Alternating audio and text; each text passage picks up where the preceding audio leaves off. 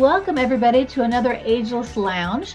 Today we have the beautiful Dr. Ellen, aka the Midlife Whisperer, joining us so that we can chat all about all the goodness with midlife and aging and just all that fun stuff that are topics that sometimes we were hushed up about, and now we're breaking out and making sure that they are open conversations. Welcome, Dr. Ellen. I'm excited to be here, Robin. I can say I love this conversation, and I love that we're having more and more of these conversations, and more women are joining the self-love authentic club. So it's awesome. Isn't it amazing? I'm thrilled that it's no longer being hidden as much as it was when we were growing up, right? Our mothers didn't have these conversations, right? So like it's really great that we're having them and encouraging our next generation to continue them forward. But before we get really diving into things, I love to ask, the first thing is, when I tell you I think you're an ageless woman, what does that mean to you, or what do you think of when I say that you're an ageless woman? It means that my inner essence, my authenticity, my joy, my self-love, my love of life is showing through. That authentic kernel, just like when you have, an acorn, right? And you know that's going to grow into this tree. The agelessness is that essence, that soul essence is really sparkling through, and you're connecting with all of who you've been, who you are, and who you're yet to be. I love that definition. I love what it sparked for you, because I think it's so fun. And some people go, so if you say ageless, are you trying to hide from your age? I'm like, oh, heck no, women aren't hiding from it. It's just more of, it's the, like you said, the essence of who we are versus setting a specific date for it, right? Like my age doesn't define me. It doesn't define you. So it's kind of fun to just think of ourselves as ageless women as we go forward and embrace every bit of ourselves, past, present, future, right? Yeah, and and the thing is, I never thought midlife would be this groovy, right? I'm having more fun now than any other time in my life. I'm in a great relationship. I feel awesome. I'm having so much fun. I love my career helping midlife women really make their next chapters amazing. So I think we're here like shouting from the rooftops is like, see us. We are here. We are beautiful. We are vibrant. We are ageless. And I feel so much that like midlife needs rebranding, menopause needs rebranding. We need a whole new vocabulary and way to define and describe this time of life, because we're actually reinventing it as we speak. Like you said, our mothers didn't talk about, like, menopause was not a thing. Like, how did you pretend that you weren't going through this huge physiological change? Like I got off with a client. She had no idea she was going through menopause. Weight gain, brain fog, insomnia, getting angry, like menopause rage. And like, she was like, oh, this is menopause? Like, we are not even yet. I mean, I don't think everybody knows about this, but we've like put all of this stuff under the rug, and like we're supposed to look and behave the way that we did when we were 30. Like, no. I don't want to be 30. I'm happy being 60. Right. I think it's amazing. I think it goes to show that thing, as we're growing up, I feel like youth gets pit against age, right? Like we're told that we're supposed to strive to stay young. We have to anti-age this, anti-age lotion, stay young. Young is for, life is for the young. And so I think we kind of buy into that in our younger ages, right? Because I'm like you, did I think that in my 50s it was going to be as awesome as it is? Probably not, because the stories were like, oh, you hit 50 and then it's downhill from there. It's like, no, it's actually uphill from here. It's like, I haven't hit the peaks yet. So I think it's definitely this momentum of, I don't know what sparked it, who sparked it, doesn't really matter, but I just give credit to all the women that are out there using their voices to make a difference and not hiding from it. Menopause. My mother definitely didn't talk about it. And when my doctor said to me, well, what was your mother's journey like? Go ask her, because yours will probably be similar. And I was like, she couldn't remember. I say she has selective memory. She's like, I don't remember what it was like. I don't remember. I didn't do hormones. I know that much. But it was like she couldn't give me any of the answers. So like my 30-year-old daughter now knows plenty. I keep telling her that and because I do these recordings, she can't use the excuse that I don't remember if I do, because she can go back and pull up all the recordings to know about what this stuff is like.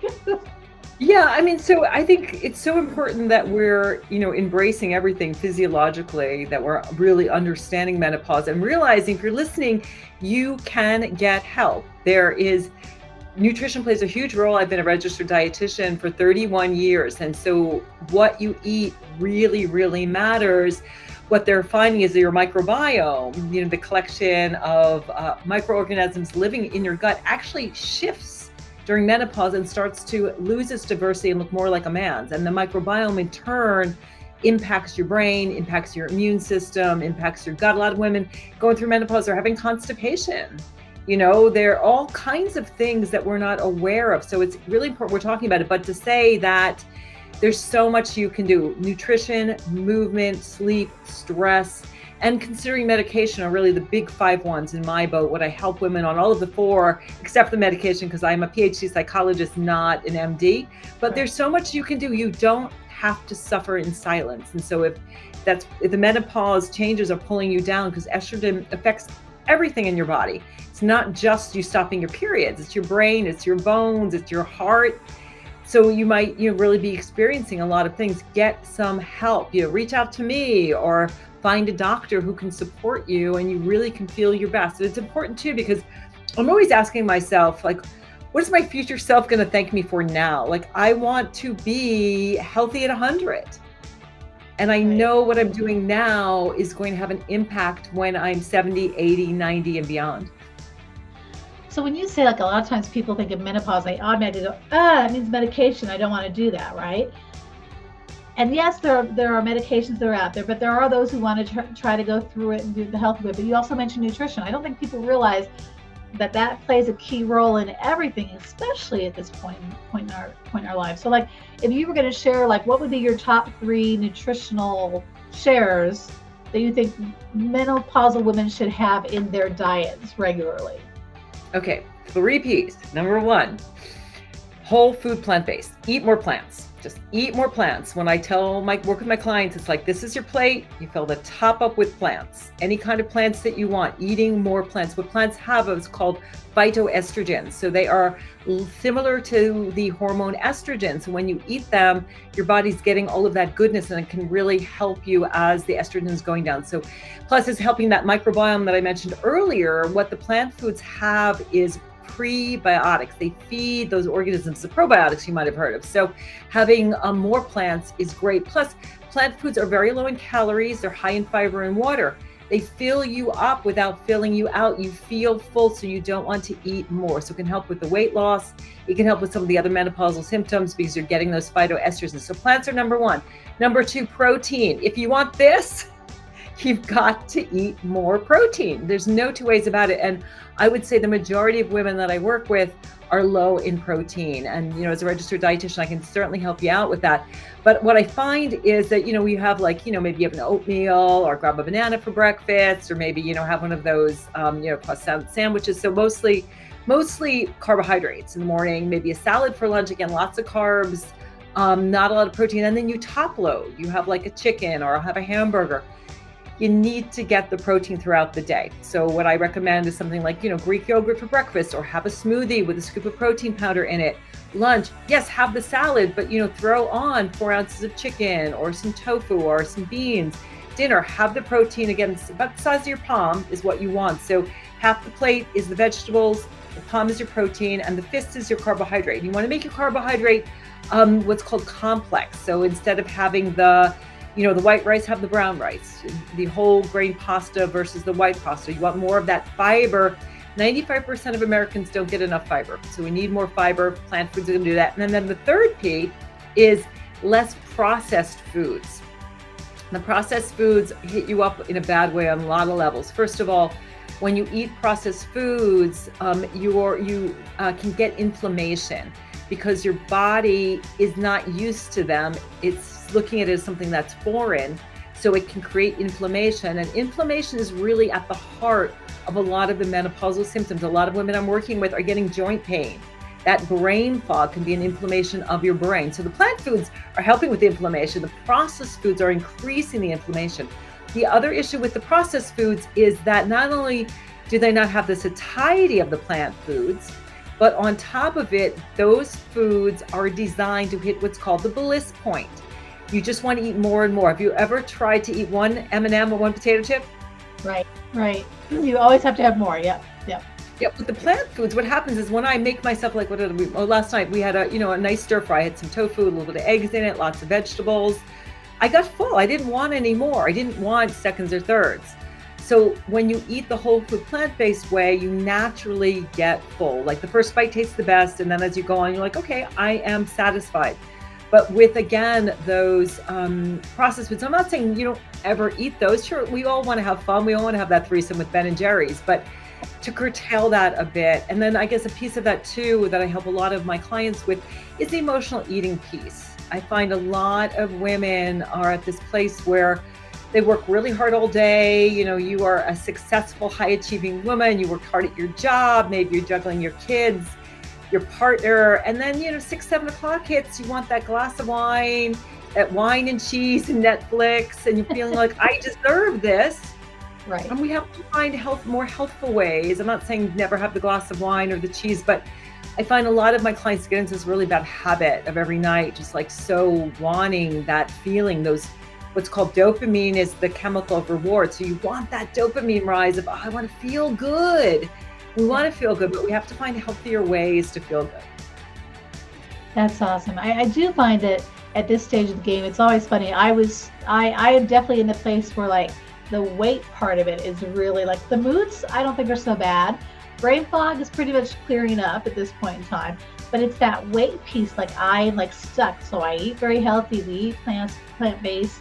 I drink alcohol maybe once every 2 to 3 weeks. It's not a regularly reoccurring thing.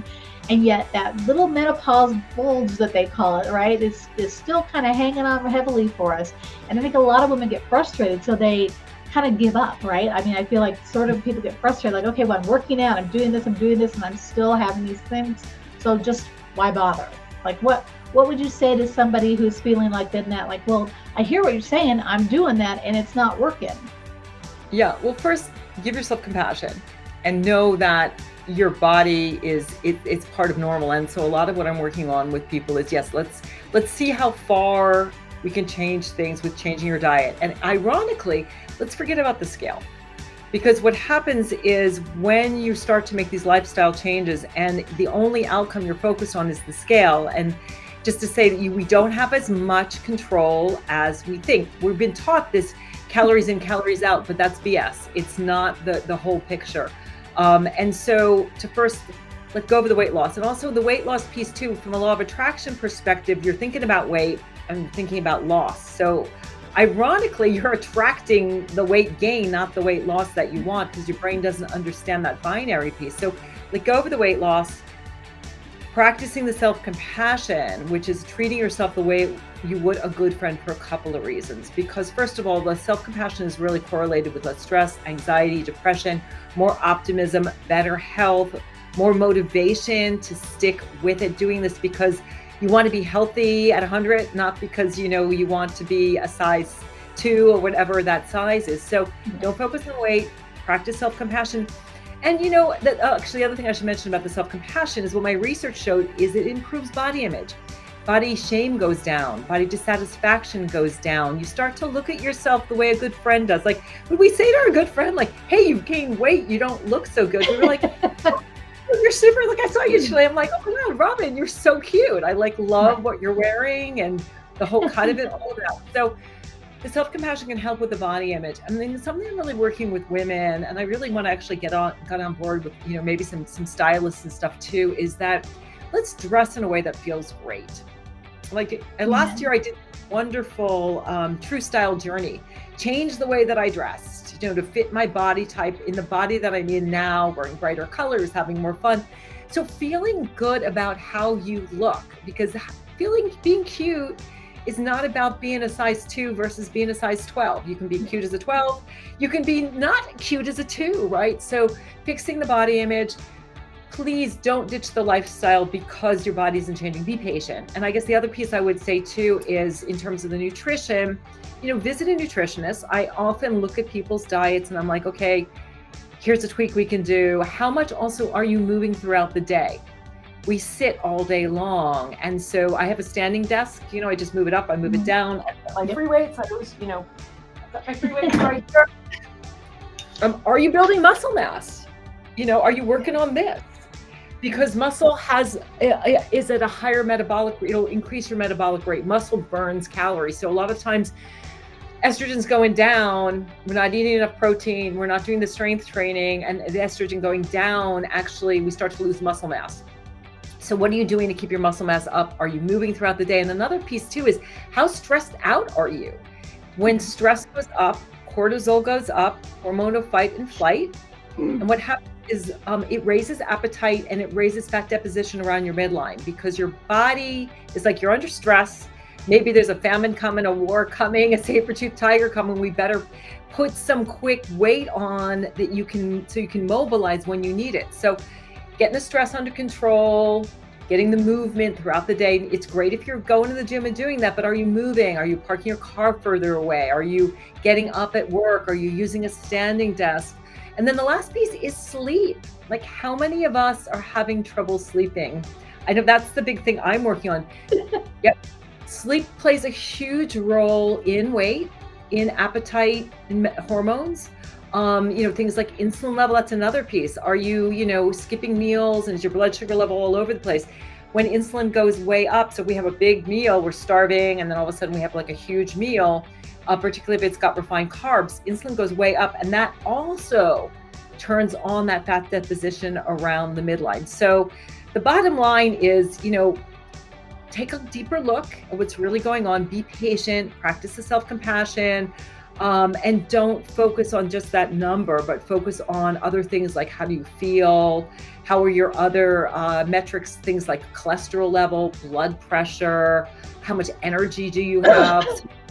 It's a big picture thing. And I think midlife is a time where it's like we're getting our 50,000 mile checkup, right? When we turn 50, we need to kind of check in. And that's really what I love doing, is taking a look at that whole picture and really trying to drill down and figure out how you can be your happiest, healthiest self through this lens of self-love, not this self-loathing of, oh my God, I've let my body go. I better sign up for that horrible spin class that I hate and starve myself. Right. It's got to be a matter of embracing ourselves, right? And defining beauty for ourselves now versus what society is still kind of pushing out there. Because a lot of the weight programs are, like you said, focused on the weight, but yet my weight's not changing, but yet I can tell when I'm in a good space because the clothes fit differently, right? Like, so if you're not focused on the scale, because the scale can really frustrate you, the scale is stuck. But yet if your clothes are fitting better or you're feeling more energy, that's a win. Like, celebrate those little wins that we're getting, right? Even though it might not be like you're wanting the scale. Like, I think when if people go, oh, I'm here and I want to be at like 125 in 6 months from now, is that a great thing to go for? But if you stress yourself out to get there and the scale's not showing that you're getting there, but your clothes are fitting better or looser, or however you want to look at that, right? Because that should be more important than focusing on those numbers. Yeah, I would say the most important thing is, how do you feel? Like, how do you feel physically? And how, what I love to help people re-mirror themselves. So you like who and what you see in the mirror. We start practicing the self-compassion.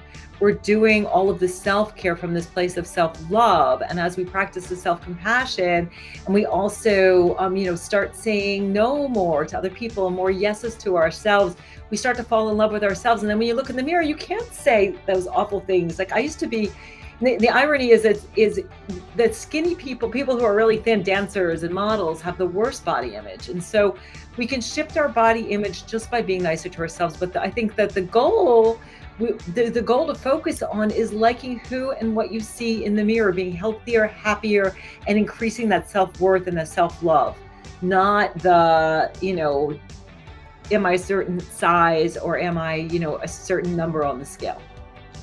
Absolutely. I think you're totally in key with what I try to focus on, which is like, you get up in the morning, especially for women who are like silver haired, right? Sometimes people go, oh, I feel really dull and icky. And I go out and people think I look dull. And I'm like, wait, stop right there. That conversation right there, right? If you're looking in the mirror telling yourself you look dull or boring, or you're not close, or you look old, then that's the energy you're walking out the front door with. But if you look in yourself and you're like, hey, I'm rocking this silver today, and you walk out the door, your whole attitude is different. So suddenly the people out there aren't going, oh, wow, she looks really old, because they're seeing your energy and picking up on your vibes, right? I mean, I feel like that's a main key factor. That should be, in my mind, the number one thing when women come to, and I'm going to start, I hate midlife as well. I'm going to start calling it the ageless lifetime, right? The ageless era.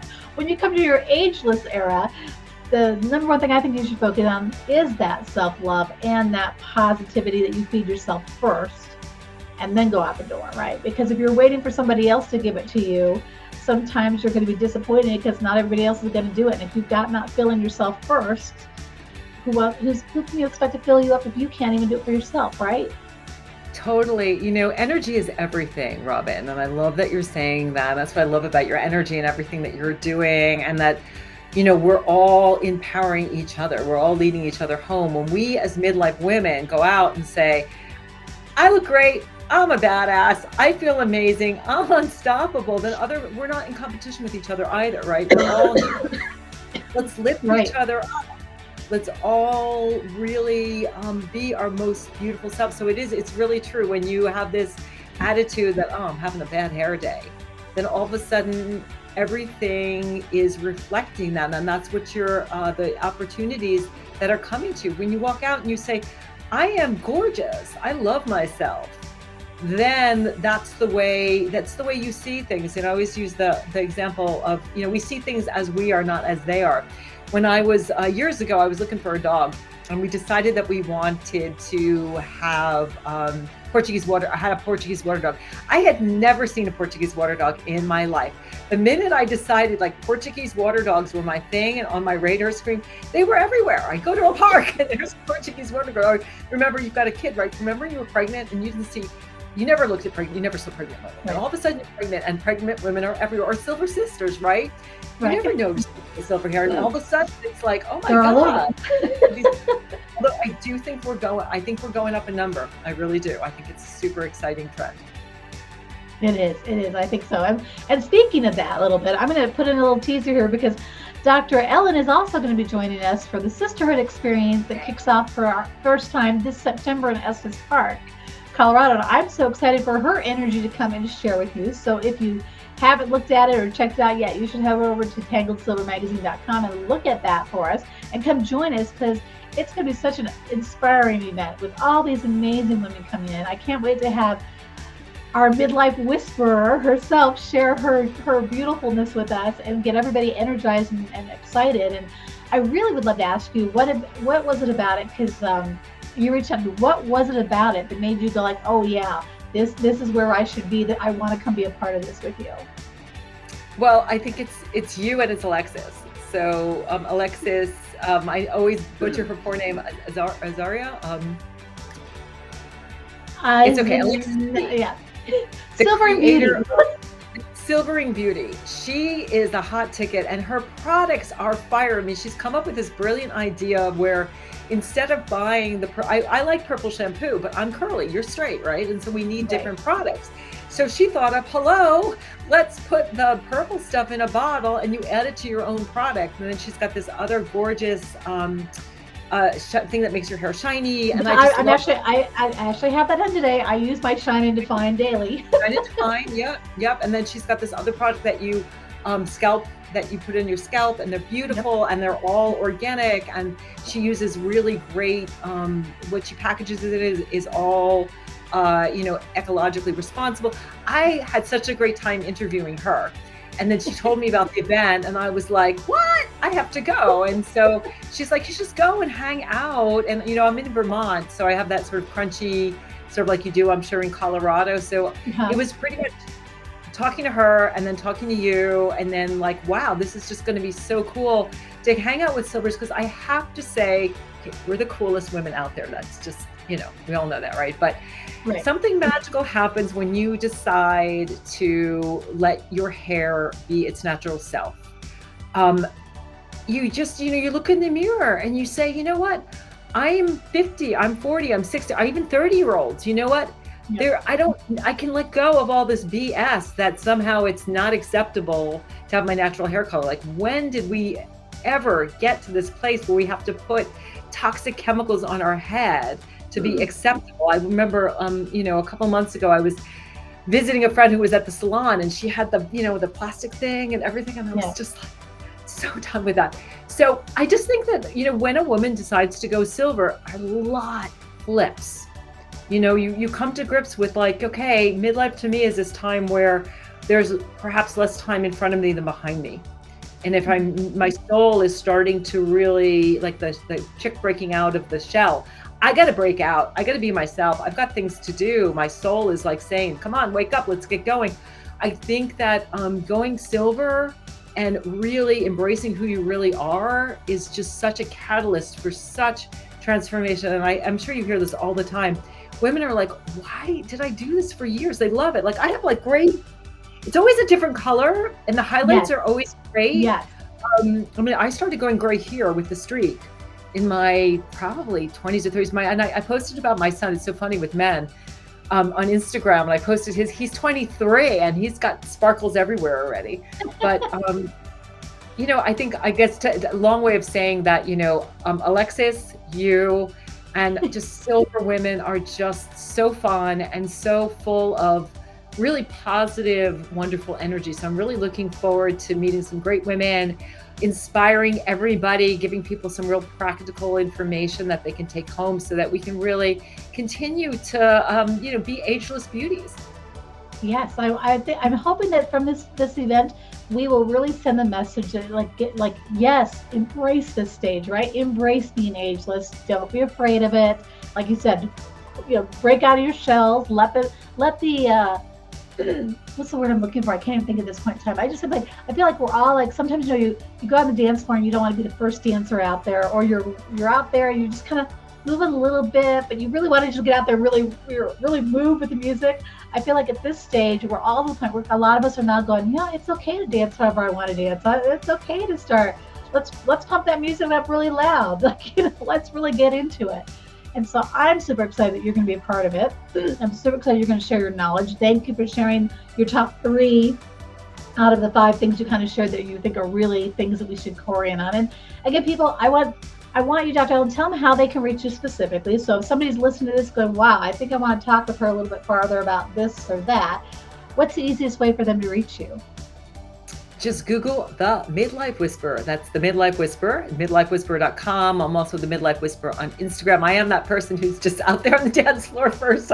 It's funny because when I was a little kid, I really wanted to be a dancer. I took dance, and so now I am. It's what I do. But Midlife Whisperer, I would be more than delighted to have a complimentary wellness consult. I also have a quiz. So if you're like, I want to take the quiz first, it's raiseyourvibequiz.com. That's raiseyourvibequiz.com. It's a quiz specifically for midlife women to help you figure out what you need to do to have your highest level of energy and vitality and joy and happiness at midlife. So those are resources. Reach out to me. I also have a free gift, 10 tips to rock your midlife, on the website. You can do the quiz. You can reach out to me. But I hear this a lot. A lot of women are really afraid to ask for help, or they don't want to ask for help. And I'm here to say, like, I get help in areas that I am not good at. Like, I am not good at execution. So I have people in my business helping me execute. It's important. We're all in this together. And for me, if I can help one woman, I'm actually, just to say, I'm distressed about what I'm seeing in the pharmaceutical industry in terms of weight loss medications. And I feel like that's could potentially cause a lot of problems. Women are having a lot of side effects from it. Magic bullets, there's always a piper to pay. So, sit down with a nutritionist and get some insight and seeing, I'm very good at figuring out what you're doing, what we can tweak, what we can change. And again, from this place of self-compassion, I'm not going to shame you and say, oh my God, why are you doing this? Why are you doing that? But just like, okay, like I've had clients do things like, one thing, give up the Diet Coke, stop drinking diet soda. And that's made a huge difference on their health, their well-being, all kinds of things. So you might not be realizing what you're doing and what you could change so that you can be happy, healthy, and love yourself. I think that's key, and that is asking for help, because sometimes we don't like to admit that we need help. We think we can figure it out on our own, and Google has projected that for us, because we can all go, oh, Siri, what's this? Or Google, what's... But again, sometimes you need that person outside of your own head that maybe will give you that logical piece that you've been looking for, but you're so caught up in your journey, you can't see it. So I love that you're saying, yes, ask for help, everybody, because that is key in anything we're doing, is asking for help. And I do want to plug here that, yes, if you're not silver, come join our event as well. Right now, we are about a 50-50 audience. We have some younger women coming as well, because it's about opening up the conversations. It's about letting you define beauty and aging for yourself. So I always have to throw that in there, because sometimes people go, oh, well, you only play with the silver group. I'm like, well, no, the silver women are a lot of fun to play with, but I play with everybody. So, as I'm sure you do as well, right? We don't only play with those who are silver. I mean, and I totally support the woman, if you're listening, and like I was on with someone the other day and she's like, I love red hair. I effing love my red hair. And it's like, effing love your red hair. I support women wherever they are at, but I think that we're here to support the women who are like, you know what, this is causing me physiological. I'm a breast cancer survivor. I'm trying to stay as toxic free as I can. Not a good option for me. And so if you love your color, fantastic. Totally happy to hang out with you. I have amazing friends and colleagues and other influencers. That's totally cool. So I'm totally on the page. It's not just about the hair color, but I think it's about figuring out what's that ageless, authentic you. Yes, absolutely. I 100%. I think that, like, again, that's why I say, my definition of beauty and aging might be very different than yours, but that's the beauty in it. We all get to define it for ourselves, and that's the key piece right there. And not shame one another for our options and choices. I do think that as a silver community, we take on a little bit more of the blunt of that, because again, some people say to you, oh, you really want to do that? Like, oh, that makes you. We don't say those things, like you said, that being self-kindness. You wouldn't necessarily go up to a stranger and go, wow, that silver makes you look 10 years older. And yet, for whatever reason, a lot of people, women that are embracing their silver hair get a lot more flack for that. It's changing now. It's being more acceptable, because I think women embracing their silver hair are realizing that they can dress however they want. They can be whoever they want, versus the older images that were always stockpiled in our minds of little ladies in rocking chairs and little buns, right? Or very short cuts. Most of us are now showing that that's not necessarily the only way to go. It's great if you like it that way, but it's not the only way anymore. And so I love that we're opening up these conversations and challenging what was the status quo on what it means to age and what that beauty looks like. I feel younger with my silver, because whenever I colored my hair, I always had the gray coming through. I was so aware of it coming through within such a short amount of time, and I just didn't feel, and again, this is just my feeling, I didn't feel like myself, because I'm kind of a natural, I'm sort of a sophisticated hippie chick, and I just didn't feel like it was authentic and was truly me. And it's also nice because your hair is so healthy too. I think it's a lot of women are finding like their hair gets healthier, and it's one extra thing that you don't have to think about in your life. You save a lot of money. There's a lot to love about it, but we are here to support women, whatever they choose to do. But I think that's a big myth. This is another topic for another day, but there's a lot of myths around midlife women and around aging and what that means. And like specifically with silver hair, people think, oh, that means my hair is going to be, I'm going to lose my hair because I'm aging and going through menopause. I'm going to, it's going to be thinner. I have thicker hair now than I ever had. And it's all naturally mine now, right? So like, it's healthier than it's ever been. My hairdresser will look at it and go, wow, like, what are you doing? And I'm always so excited, like, oh, let me tell you what I'm doing. Because she's always surprised by how healthy my hair is, because she never really dealt with anybody who had let their hair go naturally silver. And silver is a little different than other shades necessarily. We're dealing with more dryness and all that sort of fun stuff that comes into play. But I think it's really a unique time in our lives to realize that some of those myths we hear around aging in general, regardless of what color you choose to have your hair or what styles you're wearing, a lot of those myths need to be broken. Like, just like the myths when they say, don't wear this after this age, or don't wear this color, or don't use bronzer over 50 because it makes you look older. I have bronzer on right now, like a little bit of bronzer on. Like, I think that it's fun to break those narratives and show that there's a lot of myths out there that we've given truth to that don't deserve to be given that credit. Would you agree? Yeah, I totally agree. And also this whole thing too, that people are going to give you a hard time. I've never had anyone say it's unacceptable. You look old. I've never ever had anyone say anything other than, wow, your hair's amazing. I mean, and I never had that when I colored it, honestly. But now that it sort of does its thing and has its own, it's got a nice patterning and whatever. And also, a lot of people are getting, like, if they show up in two pieces, they're getting like, you should wear that. And I don't get that either. So, I mean, I don't know. It's just interesting what we put out there. Yes. But it's not necessarily, if you have this fears of what are people going to think, don't worry about it. They might not even care, because everybody's thinking more about themselves than they are about you. And just, I think, and I posted about this today on Instagram, do you. I think midlife is the time to let go of who you think you're supposed to be and embrace who you are. Ding, ding, ding, ding, ding. Yes. I have said that about myself big time, that I am suddenly feeling, I just did an interview the other day and they asked me what my best thing was right now. And I said, well, I'm actually being me. I think Robin spent a lot of years trying to be who everybody thought she was supposed to be and look like what everybody else thought I was supposed to be. And finally, at this time in my life, in the last 5 years, I have actually been Robin. I'm dressing the way that Robin wants to dress. People go, oh, that's a different look for you. I'm like, but isn't it fun? They're like, well, yeah, but it's just different. I'm like, yeah, but it's fun. Like, it is that time where we get to express who we want to be and not hide from it any longer. I love that word fun, right? Like, I'm having so much fun. I'm just like, I live half the year on an island in Vermont, and then I live half the year in Costa Rica. And so I'm rocking it. I'm having fun. I forgot about that Costa Rica part. I forgot about that. That's right. You are now in Costa Rica half the year. That's awesome. Yeah. See, so everybody just know, midlife is, we're going to change again, not midlife. We're going to start calling it ageless life. Life is Ageless worth life. living to the fullest, right? It can be an Totally. amazing journey and adventure. So, Dr. Ellen, thank you for joining me today on the Ageless Lounge. Thank you for sharing your wisdom. I can't wait for you to share more with us. And if you're not able to make it with us, please look up Dr. Ellen at the Midlife Whisperer and go visit her. Check out her resources, because she is full of so much knowledge to help us all rock our ageless lifestyles. Thank you all.